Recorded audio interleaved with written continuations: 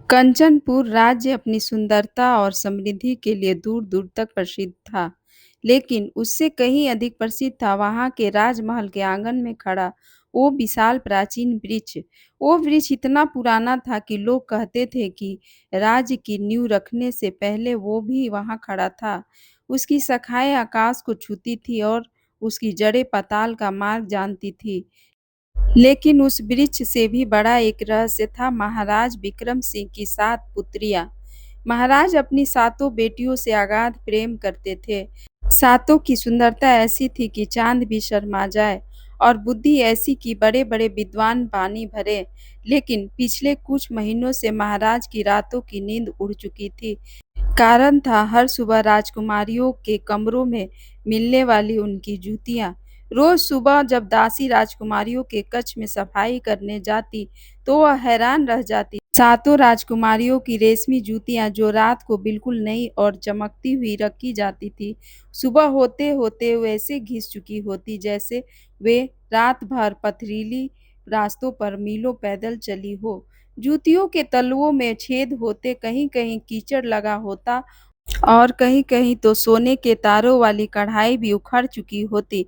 अरे भाई, ये कैसा चमत्कार है! महाराज ने माथा पीटते हुए दरबार में कहा। रात भर पहरा रहता है, मुख्य द्वार पर ताला लगा होता है, खिड़कियों पर लोहे की सलाखें हैं। फिर ये सातों कन्याएं रात में कहाँ जाती है? क्या ये उड़कर कहीं जाती है या दीवारें लांघती है? महल के वयोवृद्ध मंत्री ने दाढ़ी खुजलाते हुए व्यंग किया। महाराज, लगता है आपकी बेटियां रात में परियों के साथ आकेट पर जाती हैं, या फिर नींद में चलने की कोई ऐसी बीमारी है जो केवल जूतियां घिसने तक सीमित है।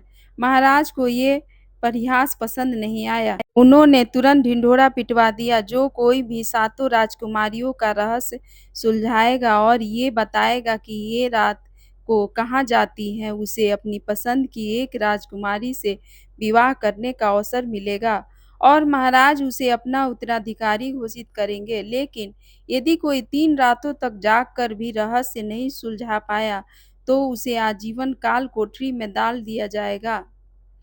घोषणा सुनते ही दूर-दराज के राज्यों से राजकुमारों का तांता लग गया। किसी को अपनी तलवारबाजी पर नाज़ था तो कोई अपनी सुंदरता पर। सबसे पहले आया सुदूर पश्चिम के मृगपुर का राजकुमार चंद्रभान। वह खुद को इतना चतुर समझता था कि उसने घोषणा की, महाराज, ये तो बच्चों का खेल है, मैं तो अपनी एक आँख खोल कर सोता हूँ, मजाल है कि कोई पत्ता भी हिल जाए। राजकुमार चंद्रभान को राजकुमारियों के शयन कक्ष के ठीक बाहर एक आलीशान कमरे में ठहराया गया। रात हुई, मसाले मध्यम हुई, सातों राजकुमारियां अपने कमरे में जाने से पहले चंद्रभान के पास आई।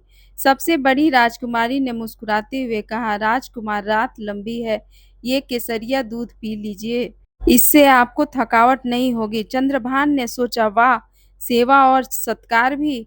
उसने दूध का गिलास एक सांस में खाली कर दिया। उसे क्या पता था कि उस दूध में निद्र मोहिनी नाम की जड़ी मिली हुई थी। 10 मिनट में ही नहीं बीते थे, राजकुमार चंद्रभान के खर्राटों से महल की दीवारें थरथराने लगी। अगली सुबह जब उसकी आँख खुली तो सूरज सिर पर चढ़ चुका था। महाराज गुस्से में उसके सामने खड़े थे। दासी ने राजकुमारियों की सातों जूतियाँ दिखाई, वे कल से भी ज़्यादा घिस चुकी थीं। महाराज ने कड़क आवाज़ में कहा, राजकुमार, आपकी एक आँख तो क्या, आपके तो कान भी सो रहे थे। सिपाहियों, ले जाओ इन्हें काल कोठरी की ओर। एक-एक करके कई राजकुमार आए। कोई रात भर जागने के लिए अपनी आँखों में मिर्च डालता, तो कोई सुइयाँ चुभाता, लेकिन राजकुमारियों की चतुर मुस्कान और उस जादुई केसरिया दूध के आगे सबकी वीरता धरी के धरी रह जाती। महल के उस प्राचीन वृक्ष के नीचे खड़ी होकर सातों बहनें अक्सर खिलखिलाती और उन मूर्ख राजकुमारों का मजाक उड़ाती। इसी बीच कंचनपुर की सीमाओं पर एक घुड़सवार पहुंचा। न उसके पास रेशमी वस्त्र थे, न सोने का मुकुट। वो था एक साधारण सा युवक, जिसका नाम था वीर, जो अपनी बुद्धि और साहस के बल पर अपनी पहचान बनाना चाहता था। उसे क्या पता था कि ये जादुई झूला और वो पुराना वृक्ष उसका भाग्य बदलने वाले हैं। वीरनगर की सीमा पर एक पुराने सराय में रुका था। वो कोई राजकुमार नहीं था, बल्कि एक फौजी सिपाही था जो युद्ध से लौट रहा था।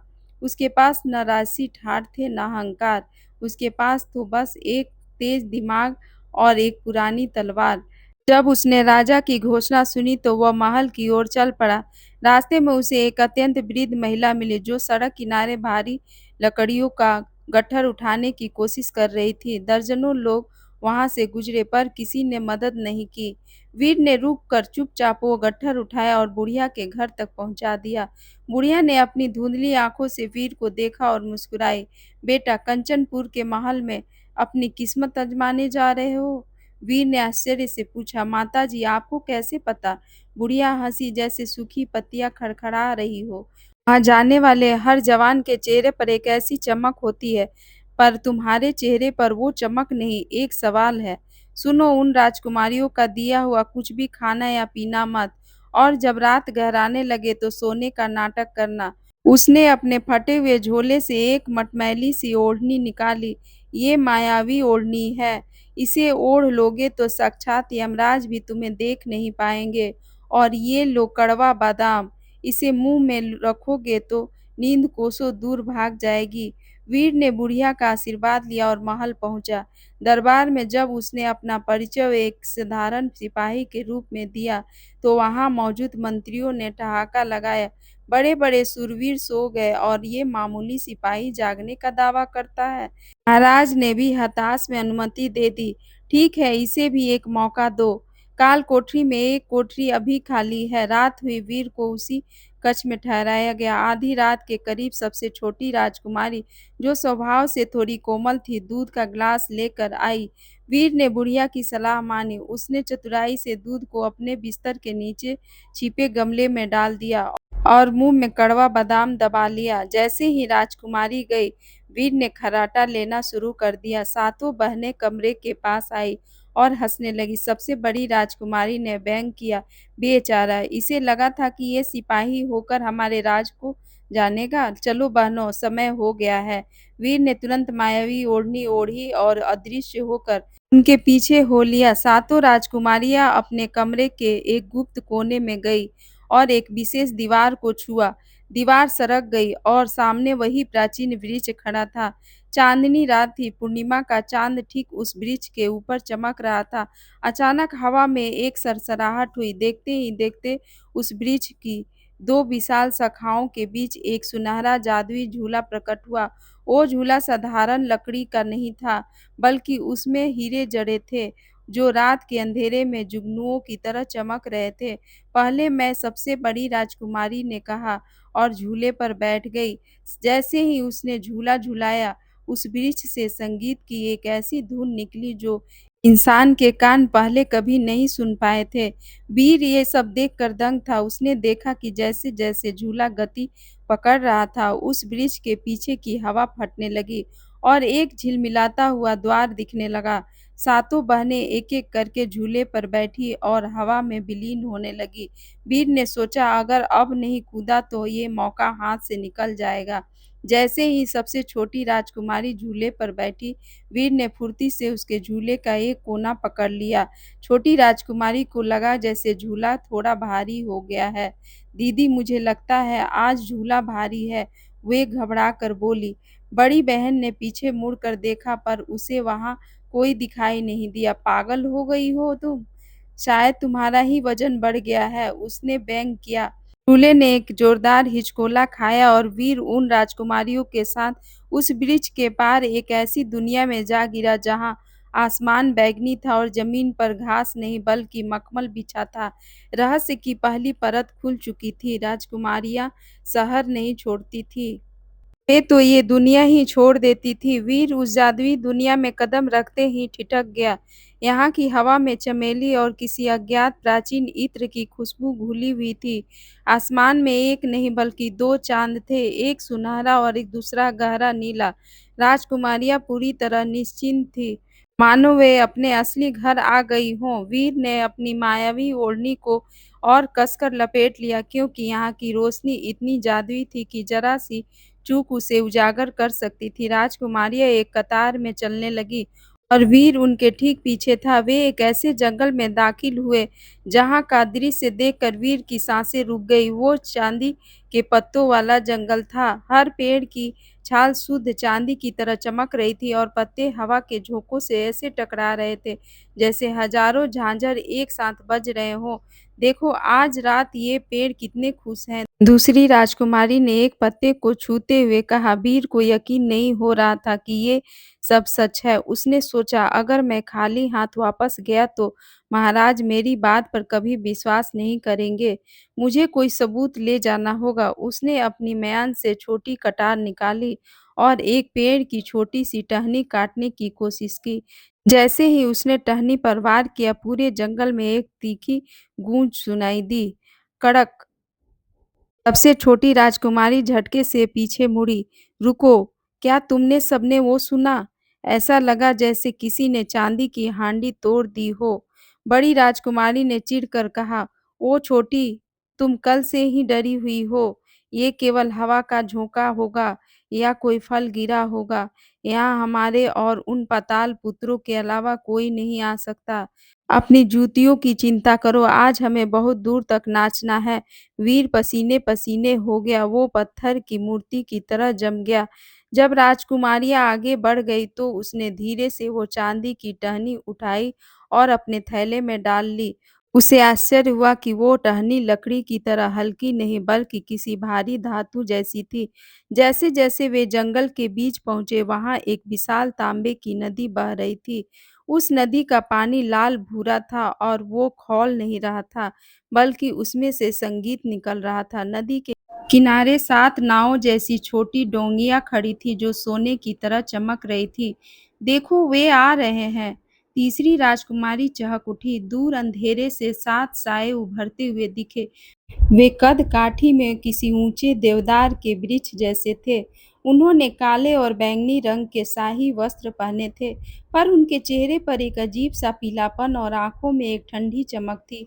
वे उन 7 पाताल के राजकुमार थे जिन्हें दुनिया भूल चुकी थी। हर राजकुमार ने एक राजकुमारी का हाथ थामा और उन्हें उन सुनहरी नावों की ओर ले जाने लगे। वीर फुर्ती से सबसे छोटी राजकुमारी वाली नाव के पिछले हिस्से में चिपक गया। आज तुम इतनी चुप क्यों? उस पाताल के राजकुमार ने छोटी राजकुमारी से पूछा। उसकी आवाज़ ऐसी थी मानो सूखी रेत रगड़ी जा रही हो। पता नहीं राजकुमार, पर आज मुझे ऐसा लग रहा है जैसे कोई हमारी परछाइयों का पीछा कर रहा है। छोटी राजकुमारी ने काँपते हुए उत्तर दिया। राजकुमार ठहाका मारकर हँसा। एक ऐसा ठहाका जिसमें कोई खुशी नहीं थी, सिर्फ एक अजीब-सा अहंकार था। इस जादुई झूले के बिना यहाँ परिंदा भी पर नहीं मार सकता। तुम्हारी कल्पना तुम्हें डरा रही है। देखो सामने हमारा नृत्य लोक इंतजार कर रहा है। वीर ने ऊपर देखा। नदी के बीचों-बीच एक विशाल महल तैर रहा था, जो हजारों मसालों से जगमगा रहा था। लेकिन वीर की पारखी आँखों ने देख लिया कि उन मसालों की लौ नीली थी, जो इस बात का संकेत थी कि यहाँ सब कुछ वैसा नहीं है जैसा दिख रहा है। सुनहरी नाव जैसे ही तैरते हुए महल के द्वार पर रुकी। वीर ने सावधानी से छलांग लगाई। वह महल देखने में जितना भव्य था, अंदर से उतना ही ठिठुराने वाला। दीवारों पर नक्काशी तो अद्भुत थी, लेकिन उन चित्रों में बने इंसानों की आंखें ऐसी लगती थी जैसे वे जीवित हो और दर्द में चीख रही हो। वीर ने देखा कि महल के मुख्य हॉल में 7 ऊंचे सिंहासन लगे थे। उन पर बैठते हुए 7 राजकुमार और भी विशाल दिखने लगे। हॉल के बीचों-बीच एक फर्श था जो पारदर्शी नीलम का बना था, जिसके नीचे खौलता हुआ लावा नहीं बल्कि काली परछाइयाँ तैर रही थी। चलिए सुंदरी, संगीत की प्रतीक्षा समाप्त हुई। सबसे बड़े राजकुमार ने एक ताली बजाई। अचानक दीवारों के कोनों से कुछ अजीबो-गरीब जीव निकले। किसी के हाथ में वीणा थी तो किसी के चेहरे पर इंसानी नाक की जगह पंछी की चोंच। उन्होंने एक ऐसी धुन छेड़ी जो कानों को तो मीठी लगती थी पर सीधे कलेजे में सुई की तरह चुभती थी। सातों राजकुमारियां जो महल में शांत और गंभीर रहती थीं, यहाँ आते ही जैसे सम्मोहन के बस में हो गई हो। उनके पैर अपने आप थिरकने लगे। वीर अदृश्य खड़ा सब देख रहा था। उसे समझ में आया कि जूतियाँ क्यों घिसती थी। वो कोई साधारण नाच नहीं था। वे राजकुमारियां उस नीलम के फर्श पे इतनी तेजी से घूम रही थी जैसे कोई लट्टू। हर चक्कर के साथ उनकी आंखों की चमक कम होती जा रही थी और उन 7 रहस्यमय राजकुमारों के चेहरे पर लाली आ रही थी। वाह! क्या खूब नजारा है! वीर ने मन ही मन व्यंग किया। दुनिया के राजकुमार तो सिर्फ शराब और शिकार में मस्त रहते हैं, पर ये पाताल के शहजादे तो सीधे आत्माओं का रस पी रहे हैं। वीर ने गौर किया कि हर राजकुमारी के गले में एक काला धागा बंधा था, जो नाचते समय चमकने लगता था। उसे याद आया कि महल के वैद्य कहते थे कि राजकुमारियां दिन भर पीली पड़ी रहती है। अब समझ में आया, ये नृत्य उनकी जीवन शक्ति खींचने का एक जरिया था। तभी संगीत की लय और तेज हुई। छोटी राजकुमारी अचानक लड़खड़ाई, उसका पैर उस जादुई फर्श पर जोर से लगा और उसकी रेशमी जूती का तलवा पूरी तरह फट गया। ओह! मेरी जूती! वो दर्द से कराह उठी। उसका साथी राजकुमार, जिसका चेहरा अब वह सौम्य दिख रहा था, अचानक भयानक दिखने लगा। उसकी आँखों से नीली अग्नि निकलने लगी। रुकना मत! अगर कदम रुके तो ये फर्श तुम्हें निगल जाएगा। नाचते रहो। वीर का खून खौल उठा। उसने देखा कि वहां रखी एक सोने की मेज पर कुछ अद्भुत फल और एक बड़ा सुराहीदार जग रखा था। उस जग में से एक ऐसी महक आ रही थी जो किसी को भी मदहोश कर दे। वीर ने सोचा, ये राजकुमारियां इसी अमृत के लालच में यहाँ आती हैं या फिर इन्हें मजबूर किया गया है। तभी उसे एक मौका दिखा। उसने चुपके से मेज के पास जाकर वो सोने का कप उठा लिया, जिसे सबसे बड़े राजकुमार ने अभी-अभी नीचे रखा था। जैसे ही वीर ने कप उठाया, मेज पर रखा एक चांदी का बर्तन हिल गया।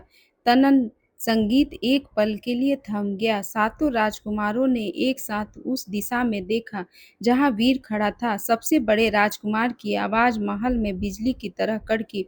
वीर ने अपनी सांसें रोक ली। वो ओढ़नी के भीतर बिल्कुल स्थिर हो गया। छोटी राजकुमारी ने सहमी हुई नज़रों से उस खाली जगह को देखा। उसे याद आया कि नाव पर भी उसे किसी की मौजूदगी का एहसास हुआ था। कुछ नहीं भाई, एक दूसरे राजकुमार ने हंसते हुए कहा, शायद महल की कोई रूह प्यासी होगी। संगीत जारी रखो, भोर होने वाली है और उन्हें वापस कंचनपुर भी तो पहुंचना है। वीर समझ गया कि समय कम है। उसने वो सोने का कप अपने थैले में डाल लिया। अब उसके पास 2 सबूत थे, चांदी की टहनी और सोने का कप। लेकिन असली चुनौती अभी बाकी थी। उसे ये पता लगाना था कि इस जादुई दुनिया का अंत कैसे होगा और वे राजकुमार कौन थे जो हर रात इन लड़कियों की जिंदगी से जुआ खेलते थे। जैसे ही भोर का पहला तारा चमका, संगीत अचानक बंद हो गया। राजकुमारियां अधमरी सी हालत में थीं। उनके चेहरे पसीने से तर थे और जूतियाँ बिल्कुल तार-तार हो चुकी थीं। वे फिर से उसी तांबे की नदी की ओर दौड़ी। वीर भी उनके पीछे भागा, पर इस बार उसे डर था कि कहीं उसकी ओढ़नी की जादुई शक्ति सूरज की पहली किरण के साथ खत्म न हो जाए। जैसे ही आकाश के क्षितिज पर नीली आभा छाने लगी, उन मायावी राजकुमारों के चेहरे फिर से पत्थर जैसे कठोर और भावहीन हो गए। जाओ, सबसे बड़े राजकुमार की आवाज गूंजी। अगली पूर्णिमा तक तुम्हारी जूतियां इस फर्श की धूल याद रखेगी। राजकुमारियां, जो कुछ क्षण पहले तक बिजली की तरह थिरक रही थी, अब थकी हुई और बोझिल कदमों से नाव की ओर बढ़ी। वीर ने देखा कि उनकी आंखों में वो पहले जैसा चमक गायब थी। अब वहाँ केवल एक खालीपन था, जैसे उनकी आत्मा का कोई हिस्सा वहीं उस नीलम के फर्श पर छूट गया हो। वीर फुर्ती से छोटी राजकुमारी की नाव पर फिर से सवार हो गया। वापसी का सफर बहुत शांत था। तांबे की नदी का संगीत अब किसी विलाप की तरह लग रहा था। जब वे वापस उस प्राचीन ब्रिज के पास पहुंचे तो जादुई झूला हवा में वैसे ही लटक रहा था। एक-एक करके सातों बहनें झूले पर बैठी और कंचनपुर की सीमा में वापस लौट आई। वीर ने सबसे अंत में छलांग लगाई और ठीक उसी समय ओढ़नी के भीतर से झांक कर देखा। जैसे ही सूरज की पहली सुनहरी किरण उस वृक्ष की चोटी को छुई, वह सुनहरा झूला धुएं की तरह हवा में विलीन हो गया। वीर चुपके से अपने कमरे में पहुंचा और दरबारी ठहाके लगाने लगे। एक मंत्री ने व्यंग किया, महाराज, बेचारी की आंखें तो देखो, अभी भी नींद से बोझिल है। लगता है इसने सपनों में ही रहस्य सुलझा लिया है। वीर ने बहुत विनम्रता से सिर झुकाया। क्षमा करें महाराज, पर रात बहुत अंधेरी थी। मुझे बस इतना याद है कि मैं कमरे के बाहर बैठा रहा और अचानक मेरी आंख लग गई। मुझे कुछ भी असामान्य नहीं दिखा। ये सुनकर राजकुमारियां जो पास ही खड़ी थी आपस में नजरें मिलाकर मुस्कुराने लगी। उन्हें लगा कि ये सिपाही भी उनकी चतुराई का शिकार हो गया। महाराज का चेहरा गुस्से से लाल हो गया। एक और नाकाम कोशिश सिपाहियों, इसे अभी काल कोठरी में ठहरिए महाराज, वीर ने अचानक कहा। भले ही मैं कुछ देख न पाया, पर रात को हवा बहुत तेज चल रही थी। उस पुराने ब्रिज के पास मुझे ये कुछ चीजें गिरी हुई मिली। सोचा आपको दिखा दूं। वीर ने अपने थैले से वो चांदी की टहनी निकाली। दरबार में अचानक सन्नाटा छा गया। चांदी की वो टहनी सूरज की रोशनी में अलौकिक रूप से चमक रही थी। जौहरी और मंत्री अपनी जगह से उठ खड़े हुए। ये चांदी की लकड़ी तो इस दुनिया की नहीं लगती, एक दरबारी चिल्लाया। वीर ने फिर वो सोने का कप निकाला। उस पर बनी नक्काशी और नीली मसालों जैसे गंध ने महाराज को सोच में डाल दिया। राजकुमारियों के चेहरे का रंग उड़ गया। सबसे बड़ी राजकुमारी ने कांपते हुए कहा, पिताजी ये तो बस कोई साधारण खिलौना होगा। साधारण? महाराज ने कप को हाथ में लेकर कहा, ऐसा सोना कंचनपुर की खदानों में नहीं मिलता। वीर ने चतुराई से खेल खेला था। वो जानता थे कि अगर वो अभी सारा राज उगल देता तो राजकुमारियां उसे झूठा साबित कर सकती थी। उसने बस एक बीज बो दिया था। महाराज, वीर ने मुस्कुराते हुए कहा, अभी तो केवल पहली रात बीती है। मुझे 2 रातें और चाहिए। शायद अगली बार मुझे ये पता चल जाए कि ये चीज़ें कहाँ से आई है। महाराज ने वीर को गौर से देखा। इस बार उनकी नज़रों में तिरस्कार नहीं, बल्कि एक अजीब-सा कौतूहल था। ठीक है सिपाही, तुम्हें 2 रातें और दी जाती है, लेकिन याद रखना, अगर रहस्य पूरा नहीं खुला तो ये चांदी की टहनी तुम्हें बेड़ियों से नहीं बचा पाएगी। वीर जब अपने कमरे में वापस गया तो उसने खिड़की से उस प्राचीन वृक्ष को देखा। वह जानता था कि अब राजकुमारियां सावधान हो जाएंगी। अब लड़ाई केवल जागने की नहीं थी, अब लड़ाई उस जादू को तोड़ने की थी जो 7 जिंदगियों को हर रात पाताल की गहराइयों में ले जाता था। कंचनपुर के महल में अब वह हवा का रुख बदल चुका था। सातों राजकुमारियां समझ चुकी थी कि ये मामूली सिपाही उतना साधारण नहीं है जितना वो दिखता है। वो चांदी की टहनी और सोने का कप कोई इत्तेफाक नहीं थे। ये सिपाही हमारी राह का कांटा बन सकता है, सबसे बड़ी राजकुमारी ने गुप्त कक्ष में फुसफुसाते हुए कहा। उसकी आंखों में इस बार चमक नहीं, बल्कि एक ठंडी क्रूरता थी। आज रात हमें उसे केवल सुलाना नहीं, बल्कि उसे भ्रम के ऐसे जाल में फंसाना है कि वो अपनी सुध-बुध खो बैठे। उधर वीर अपनी मायावी ओढ़नी को ठीक कर रहा था। वो जानता था कि दूसरी रात पहले से भी कहीं अधिक कठिन होगी। उसने अपने झोले में से बुढ़िया का दिया हुआ वो कड़वा बादाम निकाला और उसे चबा लिया। उसकी कड़वाहट उसके दिमाग को सतर्क रखने के लिए काफ़ी थी। जैसे ही रात ने अपना काला आँचल फैलाया, सातों राजकुमारियाँ वीर के कक्ष में आईं। इस बार उनके हाथ में केसरिया दूध नहीं, बल्कि एक सुगंधित अगरबत्ती थी। वीर जी, मंझली राजकुमारी ने मुस्कुराते हुए कहा, कल की आपकी सफलता से हम बहुत प्रभावित हैं।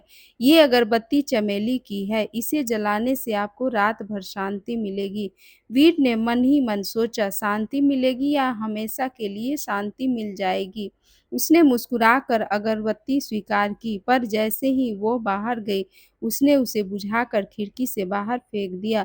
उसने खिड़की से देखा कि उस प्राचीन वृक्ष की शाखाएँ आज रात कुछ ज़्यादा ही हिल रही थी, मानो वे किसी का स्वागत करने के लिए बेताब हो। वीर ने ओढ़नी ओढ़ी और फिर से अदृश्य होकर राजकुमारियों के पीछे लग गया। इस बार वे सीधे वृक्ष की ओर नहीं गई, वे महल की भूल-भुलैया वाली गलियों में घूमने लगी। ये वीर को भ्रमित करने की एक चाल थी। वे कभी रुकती, कभी पीछे मुड़कर देखती और कभी हवा में बातें करती। क्या तुम्हें लगता है वो हमारे पीछे है? छोटी राजकुमारी ने पूछा। अगर होगा भी तो आज वो ब्रह्मलोक के द्वार से आगे नहीं बढ़ पाएगा। बड़ी राजकुमारी ने व्यंग किया। अंत में वे उसी वृक्ष के पास पहुंची। जादुई झूला प्रकट हुआ, लेकिन इस बार उसका रंग सुनहरा नहीं बल्कि गहरा लाल था। जैसे ही वे उस पार पहुंची, वीर ने भी छलांग लगाई, लेकिन इस बार वो किसी चांदी के जंगल में नहीं पहुंचा। वो एक शीश महल मिरर्स वर्ल्ड में था। जहाँ देखो वहाँ वीर को अपना ही प्रतिबिंब दिखाई दे रहा था। हजारों वीर, हजारों ओढ़नियां, और उन प्रतिबिंबों के बीच से सातों राजकुमारियों की खिलखिलाहट गूंज रही थी। पकड़ सको तो पकड़ लो सिपाही, उनकी आवाजें दीवारों से टकराकर लौट रही थी। तभी उन शीशों में से पाताल के सातों राजकुमार बाहर निकलने लगे, पर इस बार वे इंसान नहीं लग रहे थे। उनके हाथ लंबे और उंगलियां नुकीली थी। हमारे लोक में एक और मेहमान आया है, सबसे बड़े पाताल राजकुमार ने अपनी गूंजती हुई आवाज में कहा। एक ऐसा मेहमान जिसने हमारे कप की चोरी की है। वीर समझ गया कि वह एक जाल में फंस चुका है। उसने अपनी तलवार नहीं निकाली, क्योंकि वो जानता था कि छायाओं से तलवार से नहीं लड़ा जा सकता। उसने अपनी बुद्धि का इस्तेमाल किया। उसे याद था कि बुढ़िया ने कहा था कि इस ओढ़नी का जादू तब तक काम करेगा जब तक पहनने वाला डरेगा नहीं।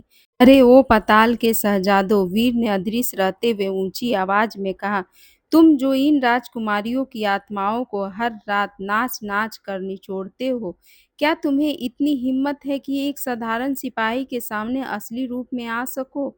या तुम भी इन शीशों की तरह खोखले हो?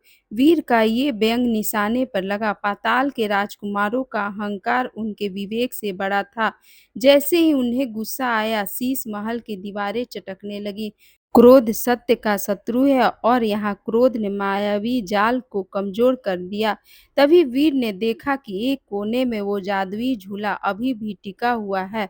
उसने गौर किया कि उस झूले की रस्सियां उन राजकुमारों की शक्ति से जुड़ी हुई थी। वीर ने तेजी से दौड़ लगाई और अपनी कटार से उस झूले की एक अदृश्य रस्सी पर वार किया।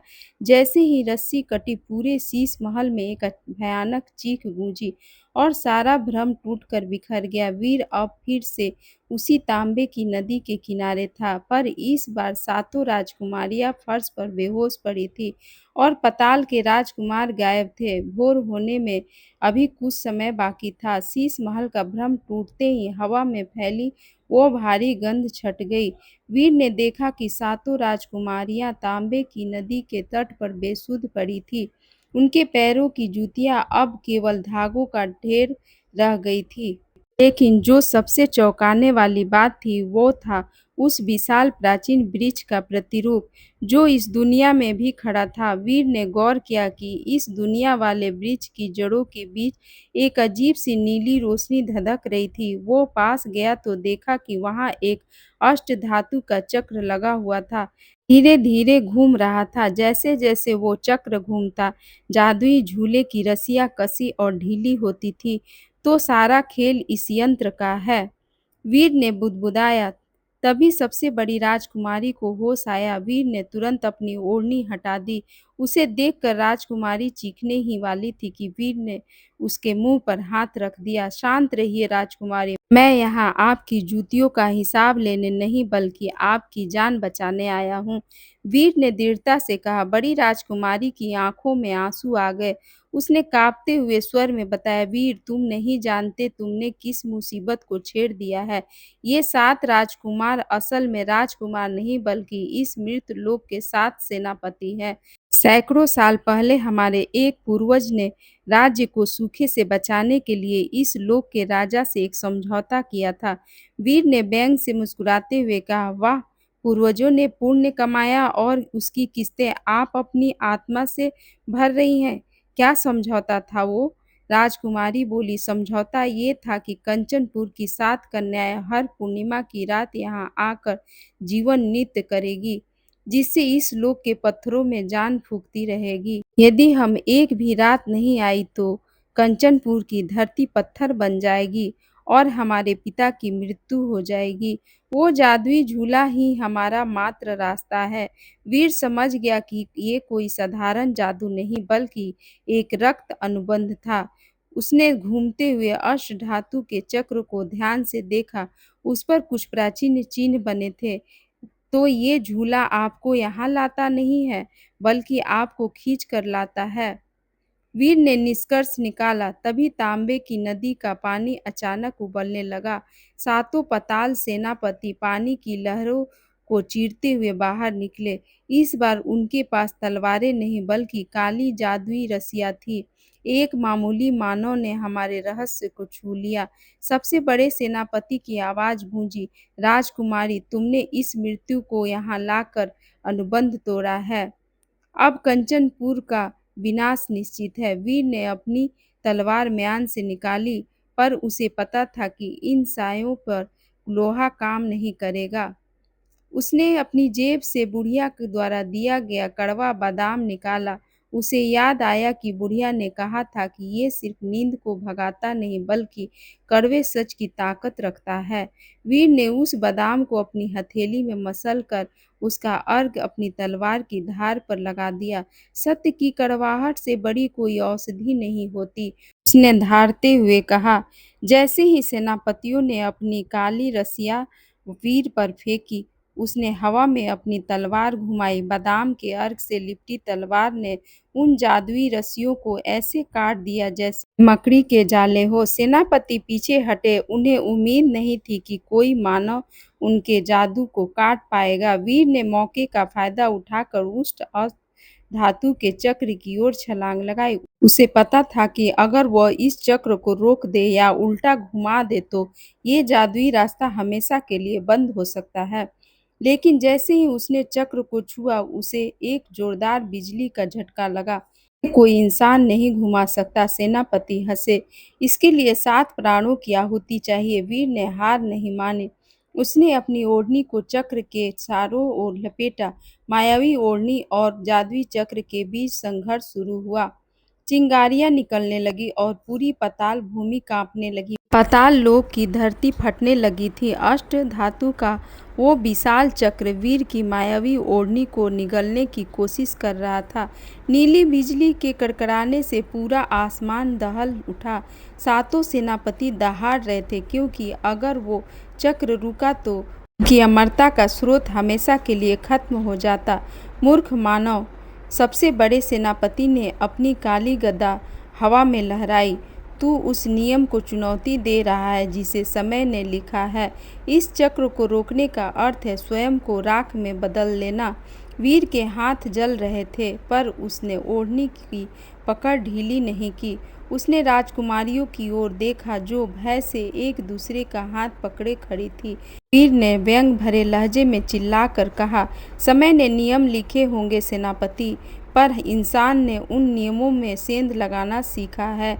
तुम जिसे आहुति कहते हो, मैं उसे बदलाव कहता हूँ।" तभी वीर को बुढ़िया की एक और बात याद आई। जब ताकत काम न आए तो शत्रु के अहंकार को ही उसका हथियार बना लो। वीर ने अचानक चक्र को रोकना बंद कर दिया। इसके बजाय उसने अपनी पूरी ताकत लगाकर उसे उसी दिशा में और तेज घुमाना शुरू कर दिया, जिस दिशा में वह पहले से ही घूम रहा था। राजकुमारियाँ चीख पड़ी, "वीर, ये तुम क्या कर रहे हो? ये और तेज हो जाएगा।" लेकिन वीर की चतुराई निराली थी। किसी भी यंत्र की एक सीमा होती है। जैसे ही वीर ने अपनी शारीरिक शक्ति और ओढ़नी के जादू को चक्र की गति में झोंका, वह अपनी मर्यादा से बाहर घूमने लगा। चक्र की गति इतनी बढ़ गई कि उससे निकलने वाली नीली रोशनी सफ़ेद धधकती आग में बदल गई। सेनापतियों के चेहरे खौफ से भर गए। "रुको, ये यंत्र फट जाएगा। यही तो मैं चाहता हूँ," वीर ने दांत पीसते हुए कहा। अचानक एक कान फोड़ देने वाला धमाका हुआ। कड़क अष्ट धातु का वो चक्र टुकड़ों में बिखर गया। जादुई झूले की रस्सियाँ जलकर राख हो गई। जैसे ही स्रोत नष्ट हुआ, सातों सेनापति धुएं की तरह हवा में बिखरने लगे। उनका शरीर पत्थर का होने लगा और वे वापस उसी तांबे की नदी में डूब गए। लेकिन असली संकट अभी बाकी था। चक्र के टूटने से इस जादुई दुनिया और कंचनपुर के बीच का द्वार अस्थिर हो गया था। आसमान कांच की तरह दरकने लगा था। जल्दी करो, वीर ने राजकुमारियों का हाथ थामते हुए कहा। द्वार बंद हो रहा है। अगर हम अभी नहीं निकले तो हम हमेशा के लिए इस मलबे के नीचे दब जाएंगे। वे उस प्राचीन वृक्ष की परछाई की ओर भागे जो अब धुंधला पड़ रहा था। लेकिन एक समस्या थी, झूला नष्ट हो चुका था। अब उसके पास लौटने का कोई साधन नहीं था। हमें कूदना होगा, वीर ने कहा। पर कहाँ? नीचे तो केवल शून्य है। सबसे छोटी राजकुमारी रोने लगी। वीर ने अपनी जली हुई ओढ़नी को फैलाया। ये ओढ़नी भले ही अब अदृश्य न करे, पर ये एक आखिरी बार हमें हवा में थाम सकती है। सब एक दूसरे का हाथ पकड़ो और इस वृक्ष की सबसे ऊंची शाखा से छलांग लगाओ। राजकुमारियों ने अपनी आंखें बंद की और वीर के साथ उस अनंत गहराई में कूद गई। जैसे ही वे कूदे, उन्हें लगा जैसे हजारों बर्फीली सुइयां उनके शरीर में चुभ रही हों। उधर कंचनपुर के महल में पूर्णिमा की रात ढल रही थी। महाराज विक्रम सिंह व्याकुल होकर बगीचे में टहल रहे थे। अचानक उस प्राचीन वृक्ष के पास की हवा में एक जोरदार लहर उठी और 7 राजकुमारियां और वो सिपाही धूल और मिट्टी से सने हुए जमीन पर आ गिरे। महल के प्रहरियों ने उन्हें घेर लिया। महाराज दौड़कर अपनी बेटियों के पास पहुंचे। 7 राजकुमारियां सुरक्षित थीं, पर उनकी आंखों में वो डर अब भी कायम था। वीर लहूलुहान था, पर उनके चेहरे पर एक विजयी मुस्कान थी। उसने अपने हाथ से उस टूटे हुए अष्टधातु के चक्र का टुकड़ा देखा और व्यंग किया। वाह महाराज, आपने एक सिपाही पर भरोसा किया और उसने हमें एक जिंदा कब्र में बदल दिया। इससे अच्छे तो वे मूर्ख राजकुमार थे जो कम से कम हमें पत्थर तो नहीं बना रहे थे। वीर लहूलुहान था, पर उसकी बुद्धि अब भी तीक्ष्ण थी। उसने उस प्राचीन वृक्ष को देखा जो अब सूख कर काला पड़ रहा था। उसने ध्यान से देखा कि वृक्ष की जड़ों से अब भी वही तांबे जैसी गंध आ रही थी। महाराज, रोने से पत्थर पिघलते नहीं हैं, वीर ने संभलते हुए कहा। अनुबंध पूर्वजों ने किया था तो उसका अंत भी पूर्वजों की ही किसी भूल में छिपा होगा। मुझे उस गुप्त तहखाने में ले चलिए जहाँ कंचनपुर की वंशावली और प्राचीन ग्रंथ रखे हैं। अगर बीमारी पुरानी है तो इलाज भी पुराना होगा। महाराज के पास कोई विकल्प नहीं था। वे वीर को महल के सबसे निचले हिस्से में ले गए, जहाँ सदियों पुराने तामपत्र, धूल और मकड़ी के जालों के बीच रखे थे। वीर ने तेजी से पन्ने पलटने शुरू किए। तभी उसकी नज़र एक चित्र पर रुकी। उसमें उसी जादुई झूले का चित्रण था, पर एक अंतर था। झूले पर कोई राजकुमारी नहीं, बल्कि एक जलता हुआ दीपक रखा था। नीचे लिखा था, आत्मा का नित्य केवल तब तक अनिवार्य है जब तक हृदय का प्रकाश बुझा हुआ है। वीर खिलखिलाकर हंसा। महाराज, आपके पूर्वजों ने पाताल के राजा को धोखा दिया था। उन्होंने अपनी प्रजा की शांति के बदले अपनी बेटियों की खुशियां बेची, जबकि उन्हें केवल निस्वार्थ सेवा का प्रकाश अर्पित करना था। इसका क्या अर्थ है? महाराज ने चकित होकर पूछा। वीर ने बोला, इसका अर्थ ये है कि पाताल लोक को राजकुमारियों की जीवन की शक्ति नहीं चाहिए थी। उन्हें तो कंचनपुर के शासकों के अहंकार का त्याग चाहिए था। हर रात वे राजकुमारियां वहां जाकर अपना सुख खोती थी, जिससे पाताल के पत्थर जीवित रहते थे। वीर ने तुरंत आज्ञा दी, राज के हर घर से एक एक मुट्ठी अनाज और एक एक मिट्टी का दीपक मंगाया जाए। उसने उन 7 राजकुमारियों को बुलाया और उनसे कहा, आज रात आप नाचेंगी नहीं, बल्कि इस प्राचीन वृक्ष की जड़ों में अपनी ममता और त्याग का जल अर्पित करेंगी। बाहर हाहाकार मचा था। महल की सीढ़ियां पत्थर बन चुकी थी। पहरेदार अपनी जगह पर मूर्ति बन गए थे। वीर ने उस अष्टधातु के टुकड़े को फिर से वृक्ष की जड़ में गाड़ा और राजकुमारियों से प्रार्थना करने को कहा। तभी पाताल के उस सबसे बड़े सेनापति की परछाई फिर से वृक्ष के तने पर उभरी। मानो तुम खेल समझ गए हो। पर क्या तुम बलिदान देने को तैयार हो? इस अनुबंध को पूरी तरह मिटाने के लिए एक ऐसी चीज़ चाहिए जो तुम्हें सबसे प्रिय हो। महाराज आगे बढ़े। मैं अपना मुकुट त्यागता हूँ। सेनापति हंसा। मुकुट पत्थर का है, उसकी कोई कीमत नहीं। वीर आगे बढ़ा। उसने अपनी मायावी ओढ़नी और अपनी पुरानी तलवार, जो उसकी पहचान थी, वृक्ष की आग में डाल दी। मैं अपनी विजय का गर्व और अपनी सुरक्षा का साधन दोनों त्यागता हूँ। जैसे ही वीर ने अपनी मायावी ओढ़नी और अपनी पुरानी तलवार उस प्रज्वलित अग्नि में अर्पित की, महल के आंगन में एक क्षण के लिए पूर्ण सन्नाटा छा गया। अग्नि की लपटें अचानक सुनहरी हो गई और उस प्राचीन वृक्ष से एक ऐसी गूंज निकली जैसे कोई विशाल पत्थर टूट रहा हो। पाताल के सेनापति की छाया उस सुनहरी रोशनी में धीरे धीरे पिघलने लगी।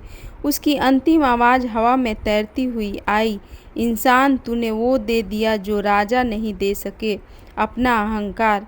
आज से कंचनपुर और पाताल के बीच का वो काला समझौता समाप्त हुआ। अचानक एक चमत्कार हुआ। जो धरती पत्थर बन चुकी थी वो फिर से नरम मिट्टी में बदलने लगी। सूखे हुए बागों में फूल खिल उठे और जिन सिपाहियों के शरीर पत्थर के हो गए थे वे अंगड़ाई लेकर ऐसे उठे जैसे लंबी नींद से जागे हो। सबसे अद्भुत दृश्य उस प्राचीन वृक्ष का था कि सूखी शाखाओं पर रातों रात हरे पत्ते और सुगंधित पुष्प लद गए। अब वो कोई डरावना वृक्ष नहीं बल्कि राज्य का रक्षक लग रहा था।